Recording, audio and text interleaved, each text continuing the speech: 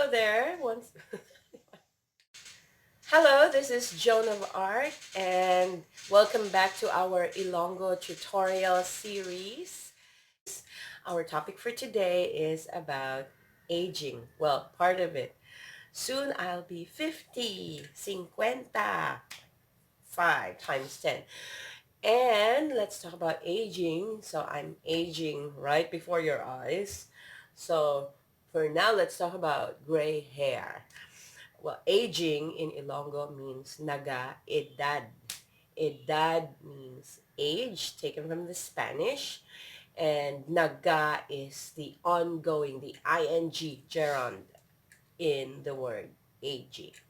So now that um, naga-edad ako, I'm growing silver locks. So there's always a silver lining at the back of every black strand of hair that you'll see. So in Ilonggo, the gray hair is called UBAN.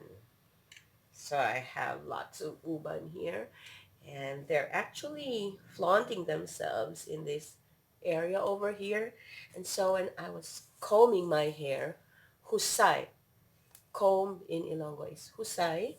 So while I was combing my hair, I remember to make a vlog out of this.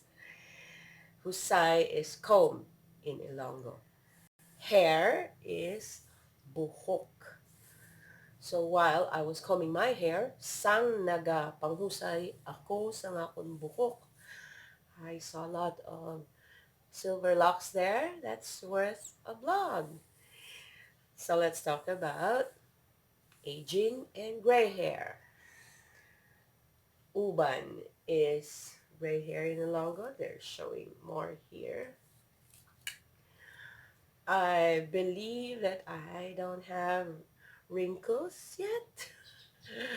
There's no Ilonggo word for wrinkles. We still call it wrinkles. Although there's a Tagalog word for it, kulubot. I don't like the sound of it, kulubot. But yeah, you can also say that, kulubot, but because, we have so many borrowed words in Ilonggo, so we borrow heavily from other languages, especially Spanish and English, and of course Malay and Indo in origin, Indonesian. So there, I do not believe in dyeing my hair or coloring it. Probably there were instances, very rare instances, when I did color my hair, but my hair is a natural dark color ever since. Well, I also did try a little bit of curling when I was a little girl, when curly hair was the in thing. I never tried to do a relax for the hair. No hair, no hair straightening, just natural hair. What are you laughing at, Thea? So yes, a little trivia about my hair. My hair is this long, just this age, or just this year. I think this is the longest hair that I grew, and it's now reaching my butt level, because some years back, maybe 10 years ago, I was on I was boarding this Jeep, and there was this gay friend who mentioned that my hair was around this long at that time, just long, just a little below the shoulder level. And he said that it would be nice if I grow my hair up to this level. And I agreed. So it was like a suggestion, and I agreed to that suggestion. And then when I tried to grow my hair longer than here, because I achieved that hair length for so long, like for 10 years, almost 10 years, my hair stopped growing beyond this point. So I don't know why. And then I realized that because I've been thinking, why is my hair just up to that length? Ever since I had a hard time growing my hair lower than that or longer than that. So then I said to myself that I'm going to change that. I'm not going to obey that suggestion anymore, and I can grow my hair longer than that. And so I did. I told my hair, and I thought about it, that I can grow my hair longer. And I talked to my hair like, hey hair, hey beautiful, can you grow a little bit longer, like way past my elbow length? And so it did. And then butt level, please. And then, yeah, now it's growing longer and longer. So I'm pretty happy about my hair. It does take some time to really comb my hair. And, well, I like the attention that I give to it. So I'm giving it more attention now by blogging about it. So that's my hair. They say, I still believe it, the most beautiful hair in the world is black hair. Although I'm slowly giving in to silver locks.